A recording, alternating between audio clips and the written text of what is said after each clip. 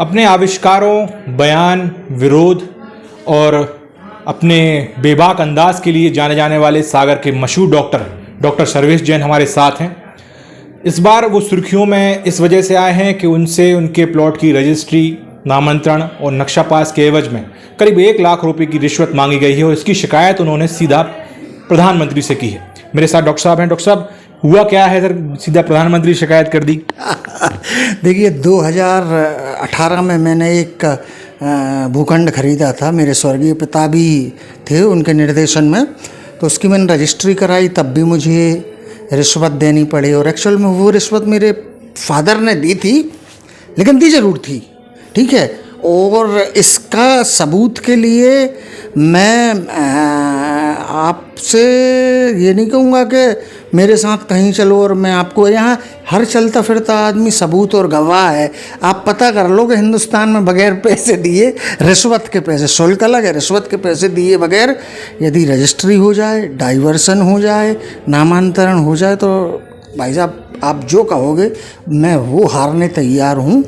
और अभी मैं नक्शा पास कराने के लिए किया था, तो फिर मुझे रिश्वत की पुकार आ गई, तो मेरा दिमाग ख़राब हो गया कि यार मैं इनको रिश्वत देने के लिए थोड़ी कमाता हूँ भाई, मेरा अपने परिवार के लिए कमाने का उद्देश्य रहता है और इनको हर काम में रिश्वत चाहिए। और हम कोई इलीगल काम कर रहे हैं तो भी तो सहज प्रक्रिया की क्यों लें हम रिश्वत, वो शिकायत थी मेरी जी। तो प्रधानमंत्री को कैसे आपने अपनी व्यथा सुनाई? नहीं, प्रधानमंत्री को मैंने ट्वीट किया, ये चिट्ठी लिख के, और उससे ज़्यादा महत्वपूर्ण चीज़ थी कि इस चीज़ को मैं चर्चा का विषय बनाना चाहता था। भाई लोग मेरे से कह रहे हैं कि आपने सोशल मीडिया पर क्यों वायरल करी। सोशल मीडिया पर इसलिए वायरल करी मैंने कि ये सबके साथ होता है। आप किसी भी आदमी से पूछ लो, उसको डाइवर्सन, नामांतरण, रजिस्ट्री में पैसे लगते हैं, तो वो मैं और वो चर्चा का विषय बना है, जो कि बहुत अच्छी बात है। तो प्रधानमंत्री को सूचित हो और लोगों में जागरूकता आए, वो महत्वपूर्ण है। सर, जवाब आया क्या पीएमओ से कुछ? नहीं, पीएमओ से जवाब नहीं आया लेकिन यहाँ स्थानीय प्रशासन की तरफ से मैं सोच रहा था कि मेरे पास कोई पूछने आएगा कि यार डॉक्टर साहब क्या हो गया, आपको रिश्वत देना पड़ी। अरे सिंपैथी गई भाड़ में, हमें तो इतनी प्रताड़ना मिल रही है कि जैसे हमने 376 कर दिया हो। मतलब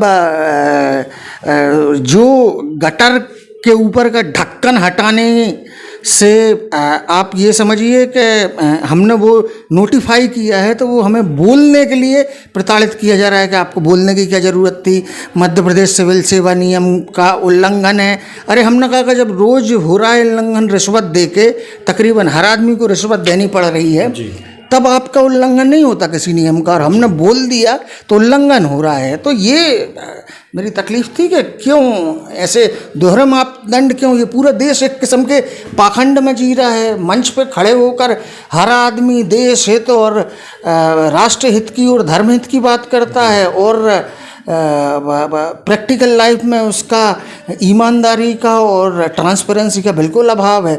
तो ऐसी देशभक्ति और धर्म हित और राष्ट्र हित का आप क्या करेंगे कि जब आम आदमी रिश्वत दिए जा रहा है और आप भाषण दिए जा रहे हो। सर, अब तो आवाज़ उठा दी आपने, विरोध कर दिया आपने, अब ये बताइए कि आगे की योजना क्या है?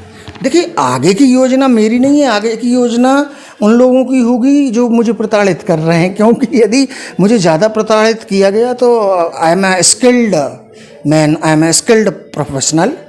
तो बहुत सारे यूरोपीय देश हैं जहाँ मानवाधिकारों का स्तर अच्छा है, नॉर्वे इत्यादि, स्वीडन, फिनलैंड, ये राजनीतिक शरण दे देते हैं। यदि किसी व्यक्ति का दूसरे देश में उत्पीड़न हो रहा हो तो मैं उस राजनीतिक शरण के लिए अप्लाई कर दूंगा, कोई बड़ी बात नहीं है।